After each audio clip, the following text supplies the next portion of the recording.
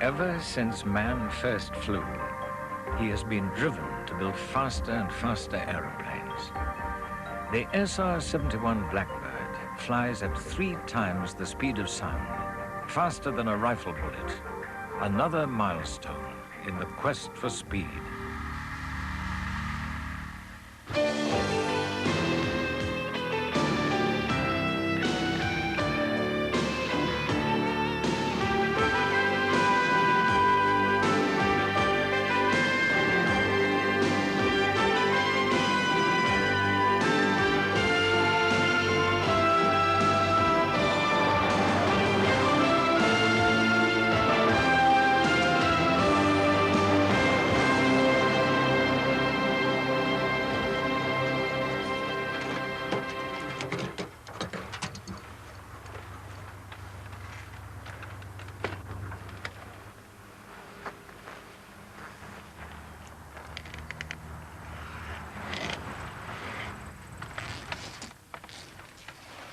Speed has always held a fascination for man.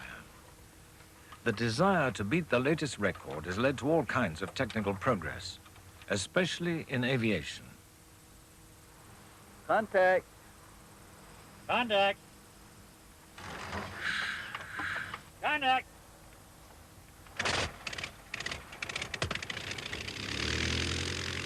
In 1909, this Curtiss Pusher was the fastest aeroplane in the world.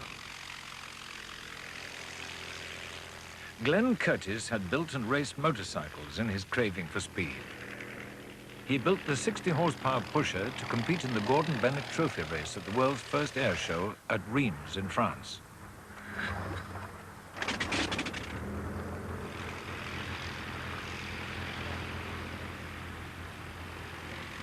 Curtiss was the only American there, and he started as the underdog, arriving just in time to take part. The Gordon Bennett Trophy was by far the most coveted prize of the meet. Francis Louis Blériot was the favorite in his monoplane, fresh from his triumphant crossing of the English Channel. The spectators were treated to a thrilling race. The result was in the balance right up to the closing stages. Curtiss beat Blériot by 6 seconds, setting the first speed record for aeroplanes at 46.5 miles an hour. Dale Kreitz was 4 at the time, and at 83 still flies his Curtiss Pusher in the skies over Wisconsin. You had all the apprehensions of what can happen, of course, when you're up there, whether this engine will keep on going. It could stop firing anytime, and then you are looking for a place to land.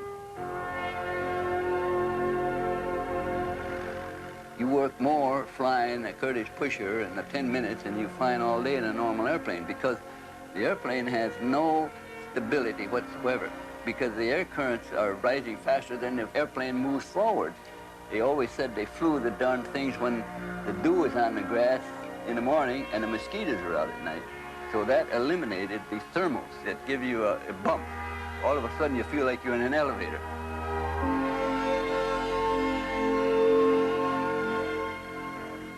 You're just sitting there floating along in the air with nothing under you, and you just feel like you're accomplishing something out of this world. It's what Curtiss said at one time, I'd fly for the mere sport of it if I wasn't in the business, because there's a fascination about flying that's difficult to explain and hard to resist. And that's just about what flying is.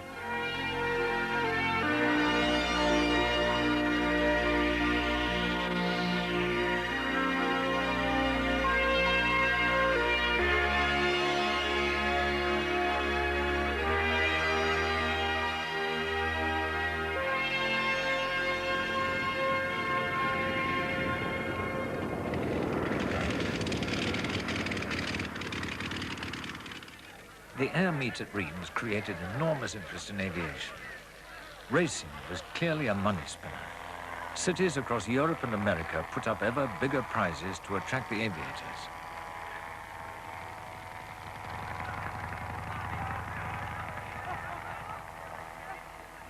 The top competitive pilots, like Louis Paulhan and Jean Conneau of France and Claude Graham-White from England, became stars and earned fortunes. Admirers turned up at races just to catch a glimpse of them.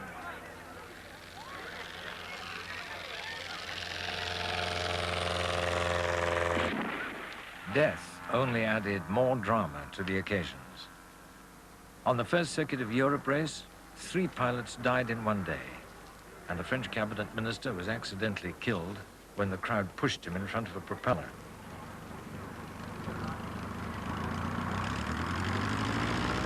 But closeness to danger only drew bigger crowds and attracted more pilots with a will to win. The speed of aircraft moved steadily upwards. To make them faster, designers improved their machines. The maze of struts and wire of the pusher biplanes gave way to the sleeker monoplanes. By 1911, Edward Newport in a monoplane had raised the record to over 80 miles an hour.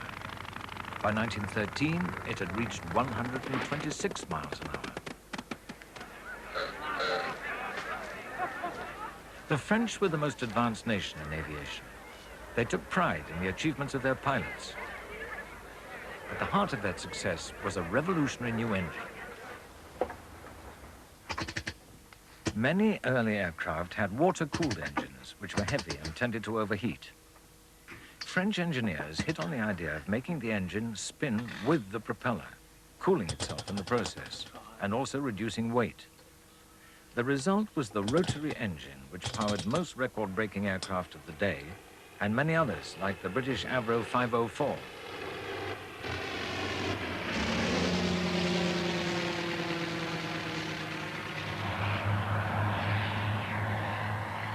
Air racing had shown its value as a proving ground. And when Europe turned to war in 1914, rotary engines, based on the French design, powered a generation of fighters, like the Sopwith Pup.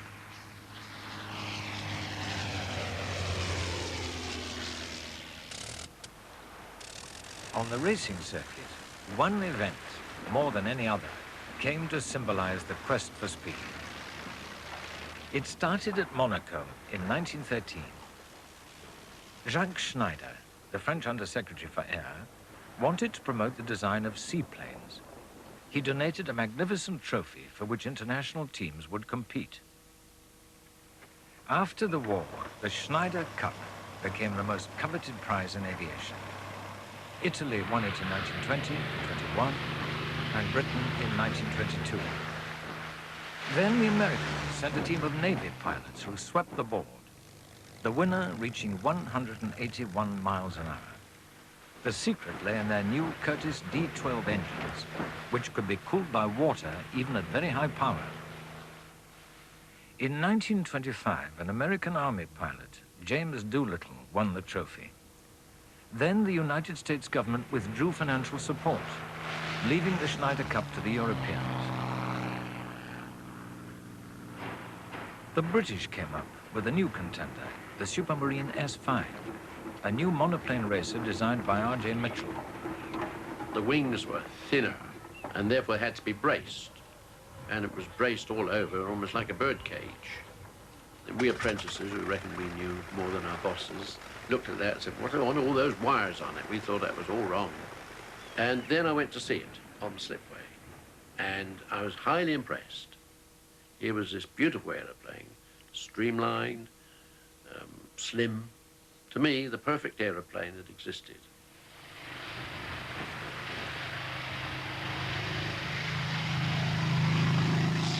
Once again, it was engine power which counted.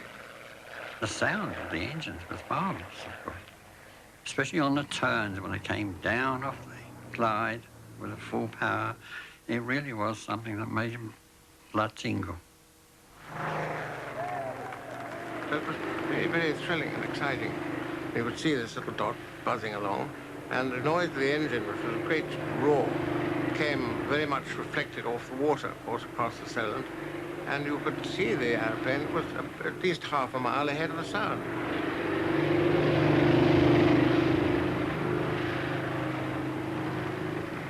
The 1927 race was held in Venice between the Italians and the British. Both teams had new aircraft. The Italian M52s gradually dropped out with engine problems, leaving 2 S5s to romp home. Flight Lieutenant Webster won at 281 miles an hour.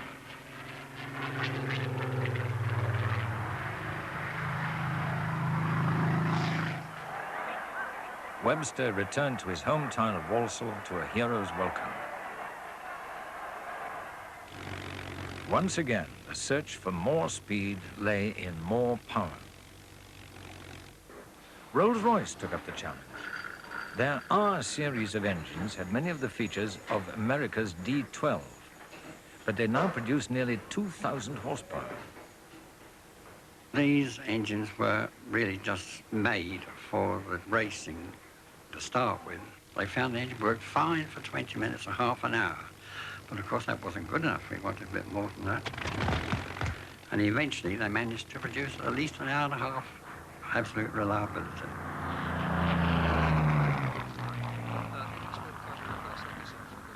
The new S6 racers with the R engines were only just ready in 1929.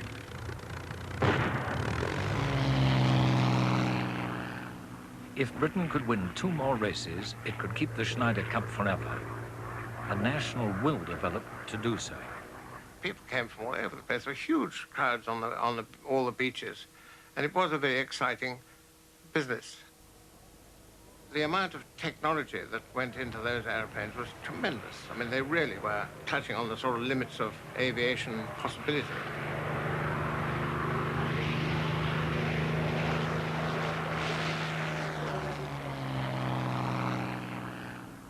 Britain won the 1929 race. And in 1931, John Boothman ended the saga of the Schneider Cup by winning it outright. Then George Stainforth broke the world speed record at 407 miles an hour.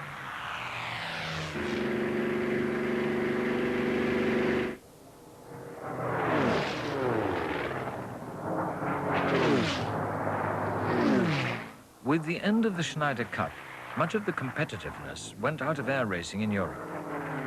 But in America, the combination of high speeds and low flying was turned into a spectator sport, the national air races. They were a potent mixture of spectacle and danger for the crowd, and cash, glamour, and glittering prizes for the pilots.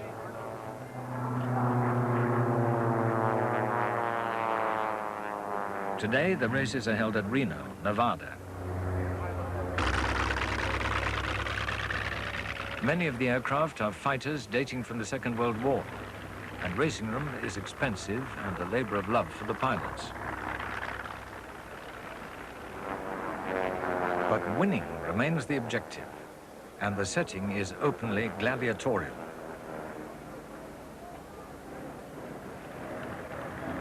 While the crowds wait for the racing to start, the organizers entertain them with stunt flying and razzmatazz.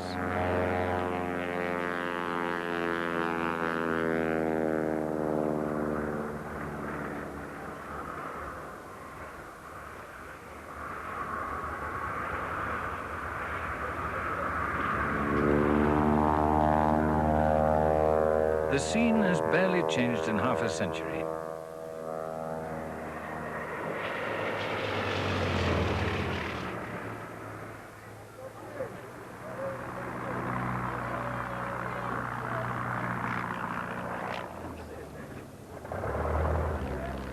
However daring the barnstormers, the main attraction was always the mass takeoff for closed-circuit races like the Thompson Trophy.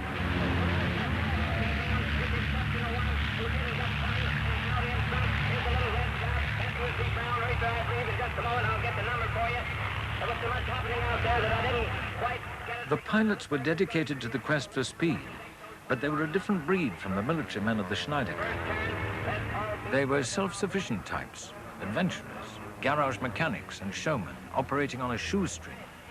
And one of them, Benny Howard, built his first aircraft to carry bootleg whiskey. And racing was not confined to men. Congratulations, sweetheart. You set a new world record. Well, thank you. It seems good to be down on the ground again. Well, I'm glad to hear that. Well, how'd it go anyway? Mary Hazlitt was one of the top racing pilots of her day. I'm very glad to have been able to increase the women's speed record in my Riddell Williams racer from 210 miles an hour to a little over 255. And I hope that I'll live a long time to go farther and faster. For women, there were the powder puff races. I think the powder puff derby was a misnomer. There was certainly nothing powder puff about it. As a matter of fact, a girl was killed in the first one. We were a different breed. I won't say we were a better breed, but we were different. I suppose it required a certain amount of perhaps foolhardiness, disregard of one's own skin. I wouldn't call it courage. This was just something that I always wanted to do. I loved it, and I suppose I would be flying now, except there are very little demands for the services of an elderly lady test pilot.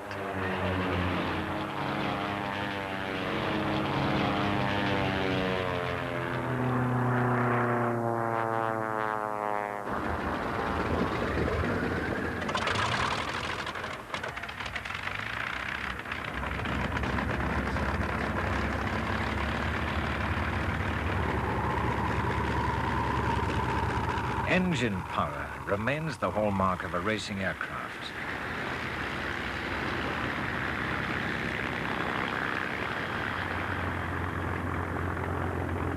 This is like the world's greatest flying museum. You know, you go to a wonderful museum and it's like having stuffed dogs. I mean, they don't bark, they don't eat. But when you come out here, you know, these Hummers work. And they're going to work like you'll never see them work anywhere else.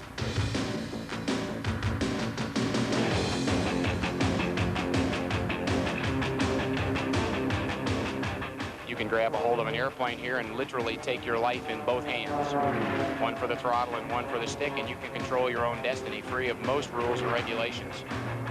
Well, it may not be better than your wedding night, but it's probably better than the second one.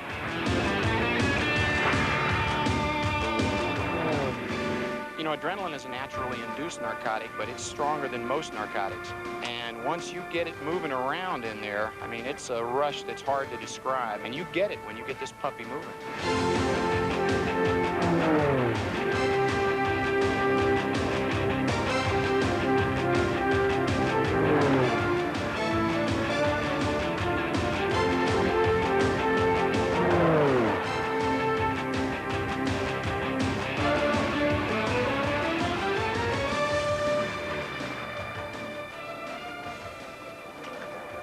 The grandstands used to be packed. It was standing room only. But I think it was partly the same motivation that the Roman crowds had, to come and see the Christians torn up by the lions. Partly a macabre feeling that if they stayed long enough, there was going to be a disaster. And there always was.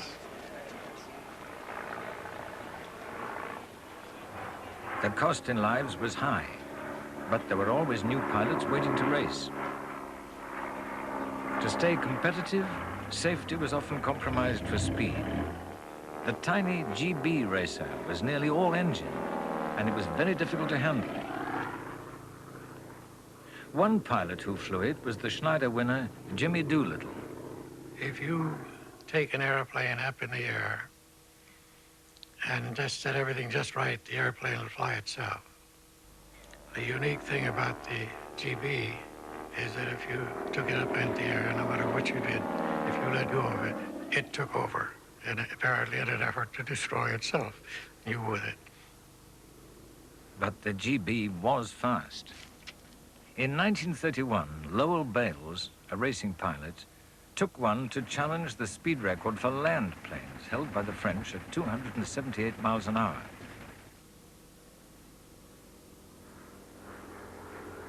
On his first attempt, he reached 281 miles an hour, but was denied the official record because the margin was not large enough. So he went out again. This time, he reached 300 miles an hour.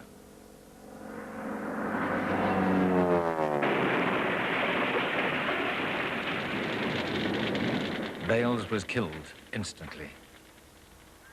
The following year, Jimmy Doolittle did break the record in a GB. He retired from racing shortly afterwards. Only 3 were ever built, and both the others crashed, killing their pilots.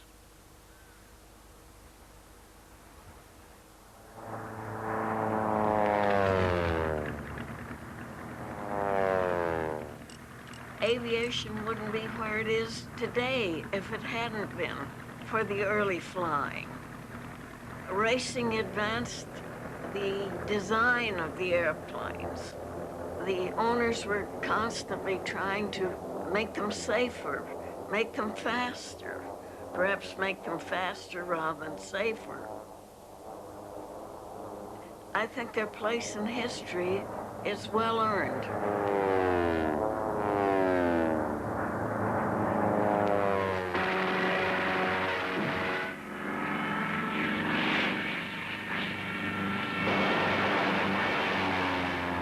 In the Battle of Britain in 1940, Hitler received his first real setback at the hands of the Royal Air Force.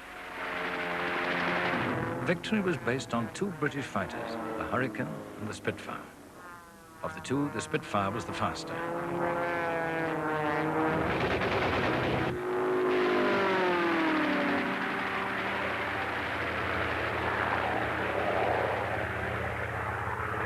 The Spitfire was the direct descendant of the last Schneider Cup winners.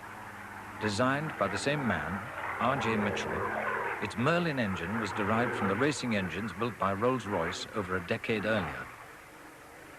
Flying the Spitfire was a joy for its test pilots. I would describe the Spitfire as certainly as what you might call a sports aeroplane. It was tremendously exciting.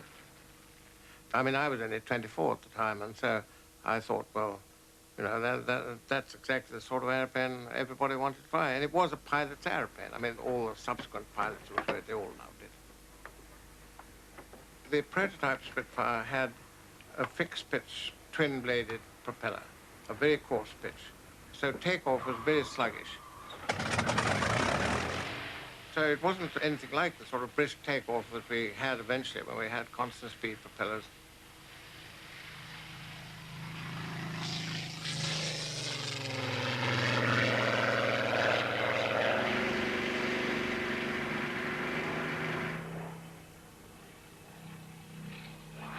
Nearly all previous fighters in the Air Force had been air-cooled, and they therefore had rather large, bulbous engines. The Spitfire, with its 12-cylinder inline engine, it had a beautiful, long, sort of sleek nose, and as an airplane, it had the look of a thoroughbred about it. Germany had comparable piston engine fighters, but the Luftwaffe was experimenting with new forms of propulsion. The Messerschmitt 163 had revolutionary features: rocket power, swept-back wings, and no tail. A new shape designed purely for speed.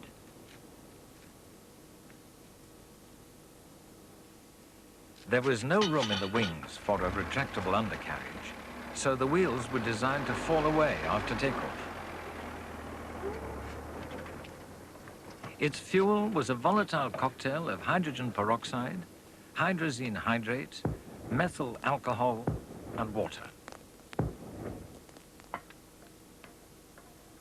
Pilots had to be protected against the fuel, which would dissolve them. The aircraft was tricky to handle, and new pilots had yet another problem. There were no two-seat training versions, so their first flight had to be made alone.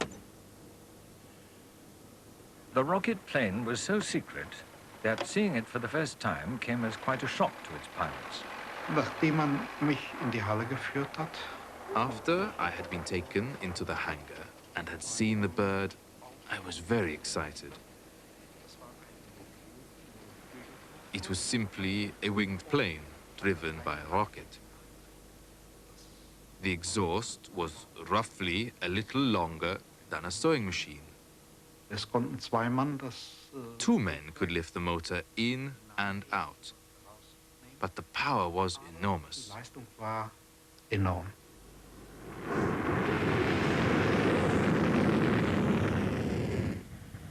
Sie leistet... The thrust of the rocket motor was approximately 1,700 kilos. That was around 6,000 horsepower. Power not available to fighter aircraft up until that time. Test pilots like Hannah Reich learned to love the plane. And I can only tell you, it was fascinating. It was like thundering through the skies, sitting on a cannonball, like being intoxicated by speed. It was only an overwhelming impression.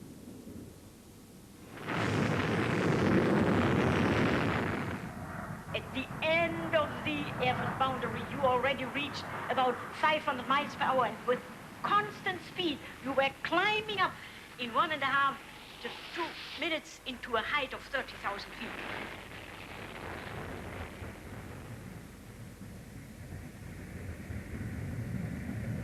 The concept was quite unique. 163 was an electrifying aircraft because it had a startling rate of climb. Normal fighters had a rate of climb of about 3,000 feet a minute. The 163 was climbing at 14,000 feet a minute initially. But of course, on the other side of the balance was the fact that it had very limited endurance. And indeed, if the throttle was held at full power on the rocket, it only had 3 minutes. In the closing stages of the war, the Messerschmitt 163 was used to intercept Allied bombers. Its scoring rate was disappointing, but it startled Allied crews.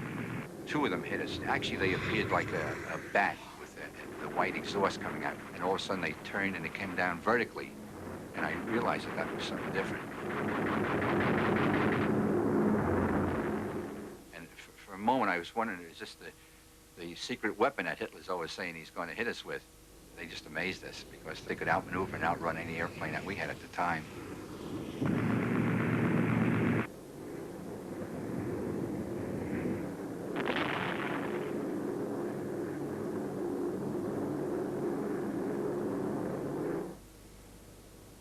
Pilots had to make their final approach without engine power. Their landing was done on a skid.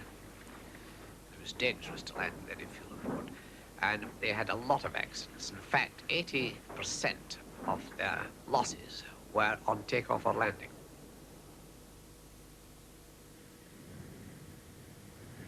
On one occasion, Hannah Reich had to land with the wheels still attached. I had to come to approach the airfield in a greater height as normally, but this destroyed the whole airflow because it was only wing without tail plane. It came out of control and crashed in the field and was completely demolished, and my head came to an instrument, and I suffered.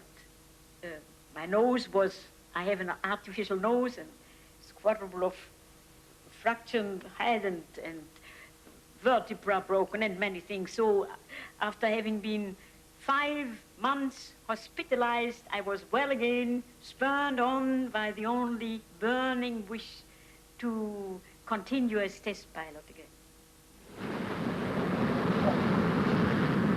Test flying was often just as hazardous with another new propulsion system, the jet engine. The jet was to open up a new era in the quest for speed.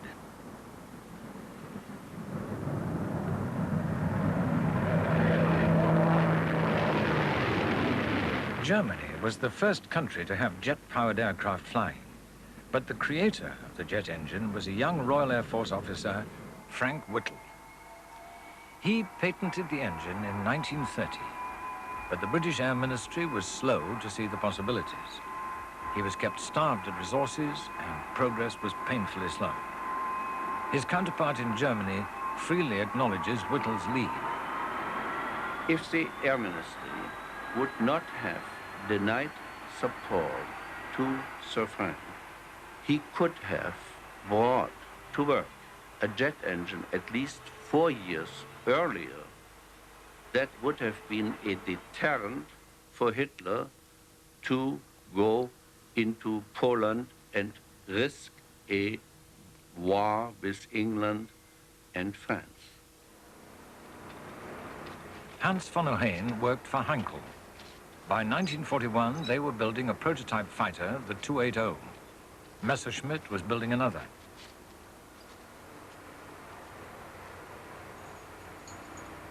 The German Air Ministry was more supportive of new ideas than its British counterpart, but there was skepticism about jet propulsion in Germany too.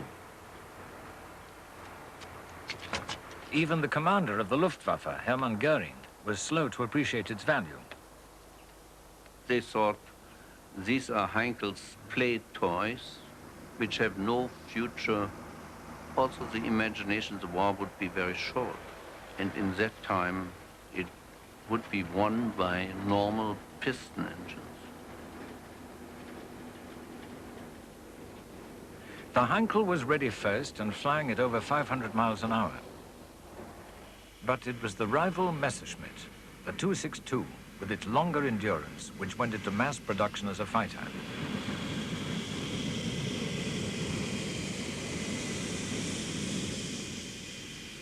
Pilots finally got their hands on it late in 1944.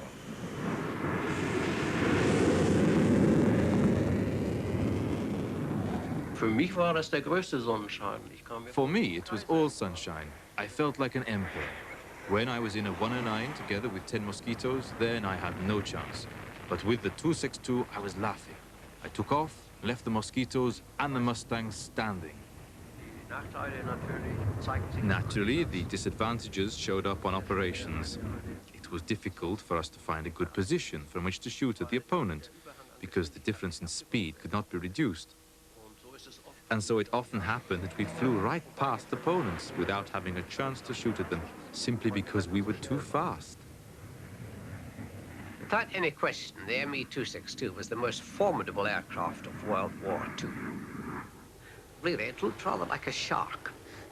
It looked ferocious and yet exciting. Once it was airborne, it was a class of its own.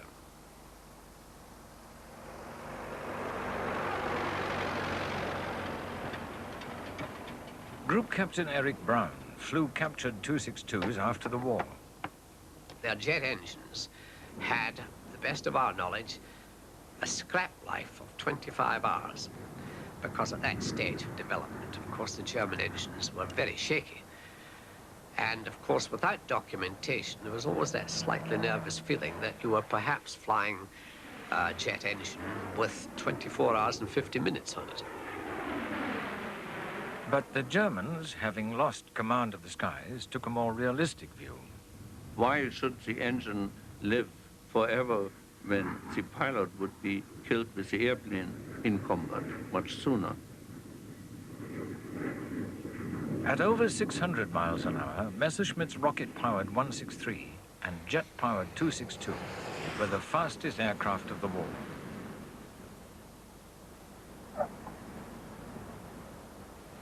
In Britain, war had jolted the Air Ministry into action.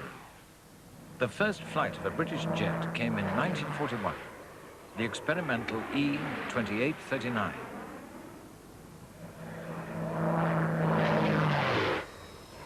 By the summer of 1944, the first Gloucester Meteor jet fighters were in squadron service. The Meteor was slower than the German aircraft, but in 1945, one of them set a new official speed record of 606 miles an hour.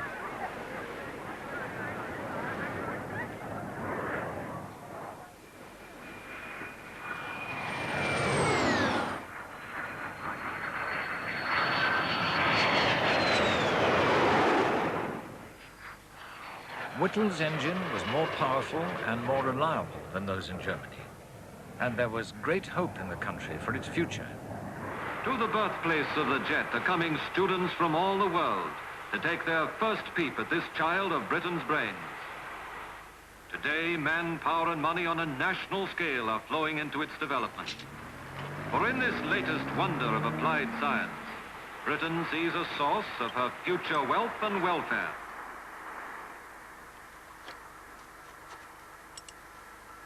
But after the war, a new fight began. We suddenly found ourselves competitive with our allies because the enemy had evaporated.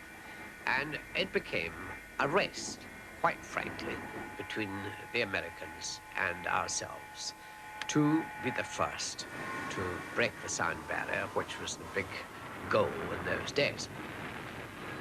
The sound barrier, of course, presented a tremendous challenge to both scientists and pilots. To scientists, it was something like akin to splitting the atom. To pilots, it was rather like climbing Mount Everest because the goal was tremendously prestigious. Frank Whittle had started on an engine to power a supersonic aircraft during the war. By injecting extra fuel directly into the jet pipe, he increased its power.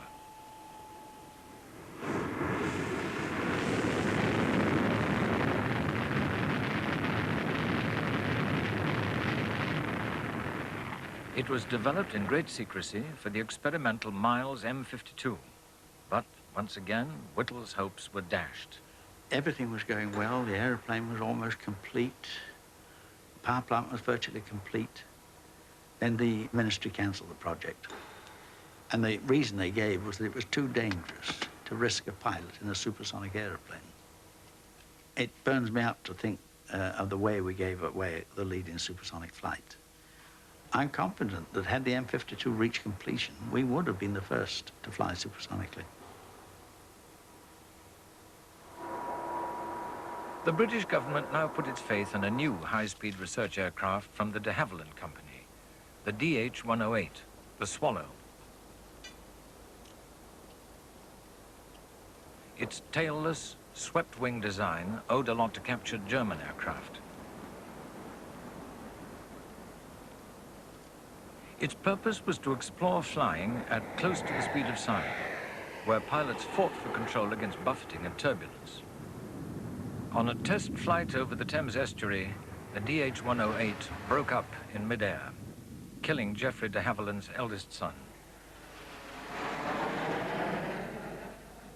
Meanwhile, America was ready with a radically new research aircraft. The Bell X-1 was rocket-powered, and its design was based on the shape of a heavy-caliber bullet.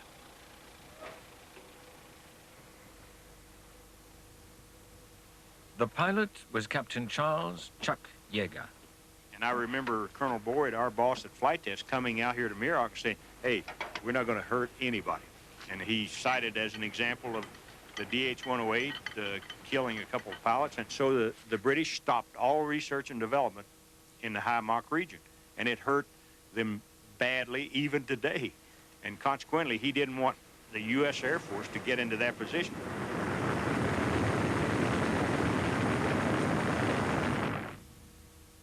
The rocket fuel only lasted a short time, so the X-1 was carried aloft in the bomb bay of a B-29. No airplane had ever flown much above 90% of the speed of sound until we got the X-1 up there. And consequently, every flight that we made, we were in a region where no one had ever had an airplane before.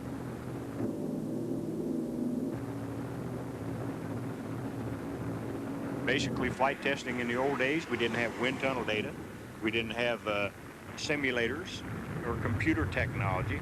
Today, you have all three, so consequently, you can let the test pilot fly the simulator, so when he flies a new airplane, he's an old hand in the airplane. In the old days, it was trial and error. On the 14th of October, 1947, Chuck Yeager flew faster than sound. We realized, even when we started with the X-1, that the so-called sound barrier really restricted us from going any faster. And once we got the X-1 above the speed of sound, then, hey, this opens up the whole universe for us. A year later in Britain, John Derry took a DH-108 through the sound barrier.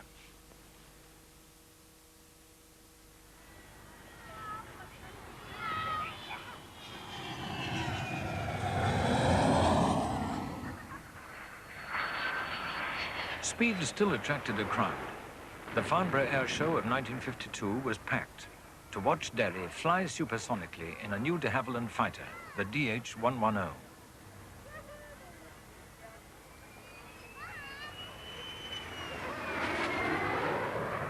He took off, and we knew he was going to break the sound barrier. And he went up into the sky very high.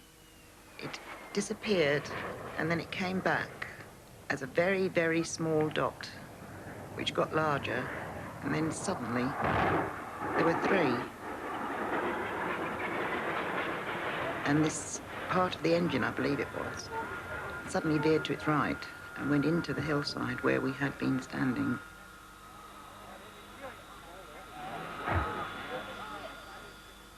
There was this awful silence, and then there's noise, screams, cries, ambulances, the lot.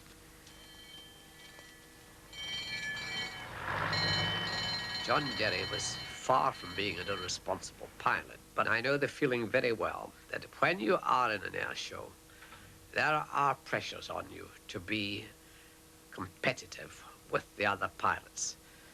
It's the top people in the business being thrown into the gladiatorial ring and all wanting to show off their company's wares to the best of their ability. And it is just possible that John pushed it a fraction more. That is the difference between success and disaster.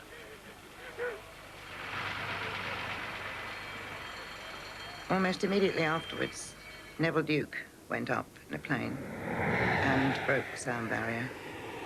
That, to me, was a very, very brave thing to do. An amazing man, a unique man, but then they all are. Knowing full well that there was no chance that John Derry had lived. To do that sort of thing, it's unbelievable.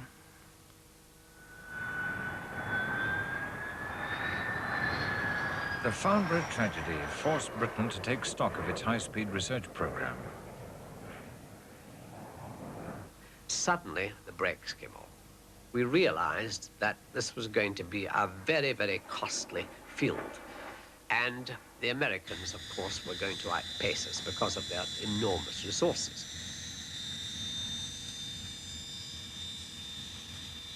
America had been given jet engines by Britain, and her designers had learnt about swept wings from Germany. With its huge resources combined with a real sense of purpose, America used that knowledge to build the first fighter to operate at the speed of sound, the F-86 Sabre. The Sabre had a movable tailplane, a feature which came directly from the X-1 research program. The flying tail, as it was known, was a closely guarded secret which put America well ahead of its rivals. It was amusing to me. You know, it took the British and the French and the Soviet Union almost 5 years to find that little trick out with the flying tail. But we put it on the F-86. And that was a big thing that came out of it. In the Korean War, that extra control at very high speeds gave American fighter pilots an added advantage over their opponents in Russian-built MiG-15s.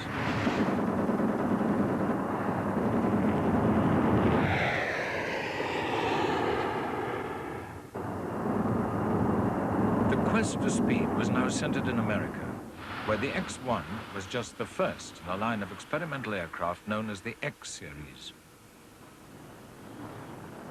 Chuck Yeager flew at 2.5 times the speed of sound in 1953. In 1956, Mel Abt died after touching Mach 3 in the swept-wing X-2.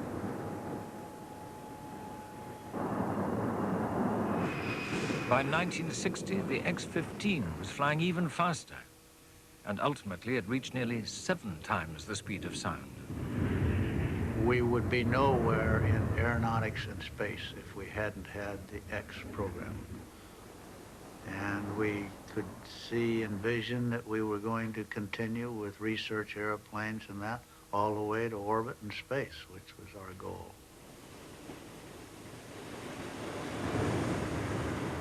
The quest for speed was still an exciting human adventure, but it was, too, a highly complex one. It was a development of afterburner engines, different configured airplanes, swept wings, delta wings, thin wings, thick wings, and primarily into stability and control, ejection seats, pressure suits, see, all of the things that's associated with airplanes and speed. We were working on in the late 40s, early 50s, and we worked on parachutes, spent a lot of time in centrifuges, working on G-suits, worked on helmets, oxygen masks, and everything that goes along with airplanes. It was a wonderful era because we tried out so many different kinds of airplanes and so many different propulsion systems, and the rewards were very great. Turning these rewards into practical aircraft was up to designers like Lockheed's Ben Rich. The biggest problem with the X programs is they were transient programs. The X airplanes, you know, they went Mach 3 for 6 seconds. Whereas we had to develop airplanes that you had to fly not for just seconds, but for minutes and maybe hours at supersonic speeds. The impetus behind the X program was to build ever faster fighters to give pilots an edge over the enemy. The first to operate at twice the speed of sound was the Lockheed Starfighter. Even now, the top fighting speed of aircraft is not much higher. And their job is still the same as the Sopwith, the Spitfire, the Messerschmitt 262, and the Sabre. To use speed to intercept the enemy. There is only one operational aircraft which can sustain the speeds of over 3 times the speed of sound. The United States Strategic Reconnaissance Aircraft, the SR-71, the Blackbird.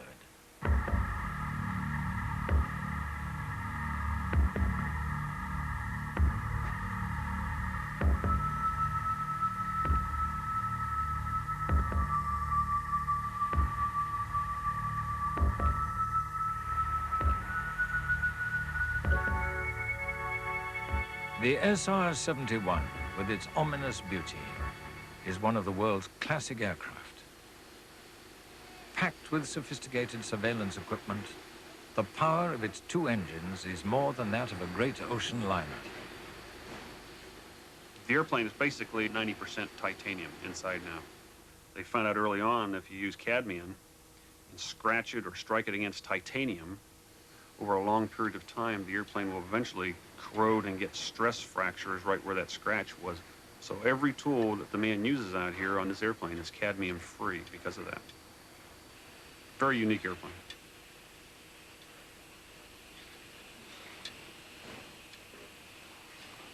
The skin of the airplane in places is actually the outside of the fuel tank. So once you get this tremendous heating, therefore expansion, contraction when it comes down and cools, it causes a little bit of wear and tear on any place there might be a rivet. We haven't developed a way to stop that fuel leakage over the years, and we don't really get too concerned about it because the fuel's not very volatile. If you threw a match into a puddle of fuel, the match would go out. They say if you threw a bucket on a roaring campfire, it'd probably put the campfire out. Now, I don't want to try that, but that's what they say.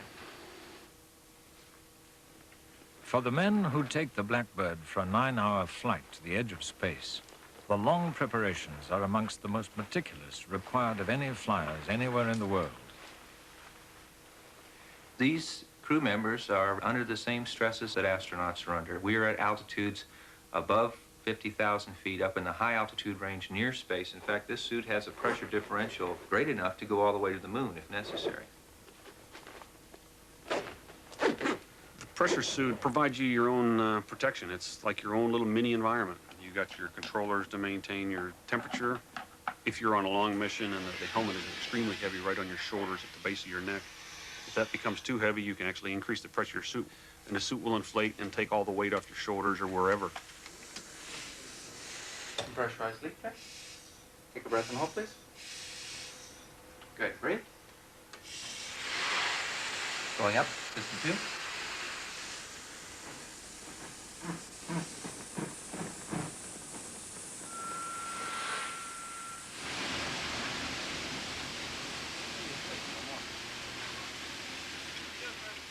These people are not superhumans. In fact, even a few of the crew members you'll see sneaking a little pink rabbit or something into their suit as a good luck charm.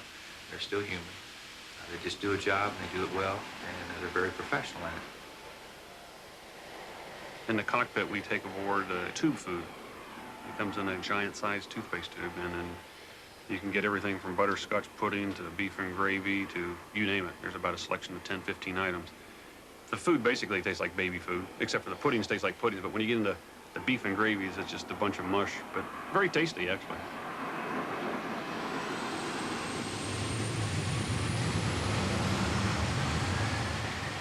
There are airplanes that can go 80,000 plus feet. There are airplanes that can fly about as fast as we do. But the big difference between us and them is that we get up there, we go that fast, we go that high, and we stay there.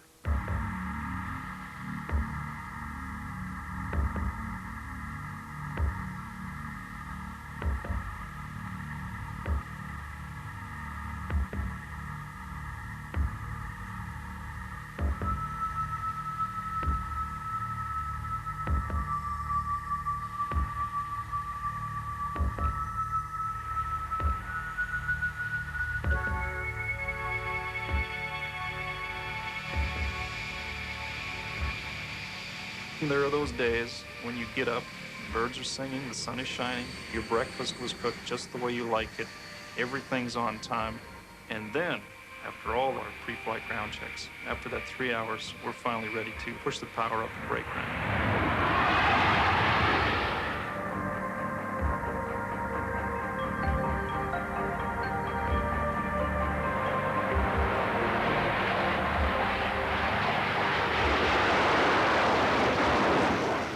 Both burners light at the same time. You can feel the acceleration, and you just point the nose at the sky and go. There's nothing in the world to compare to that feeling. Physically, you can't really tell how fast you're going. You don't have anything to compare it to. There aren't any clouds whizzing by, or you don't see the road going by you that close. It's mind-boggling, actually. You're traveling through the air, literally, faster than a speeding bullet. You're covering a mile every 2 seconds.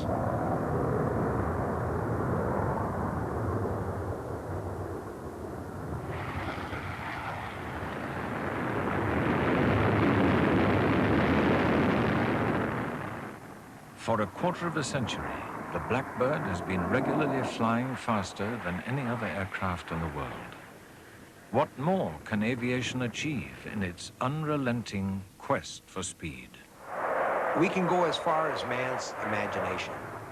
We have the capabilities today that if you can think about it, we can do it. We have the materials, the know-how. We have the capabilities today to fly Mach 6, to fly Mach 11. The question is, can we afford it, and do we need it? If you have answers to both those questions, I say, yes, we can do it.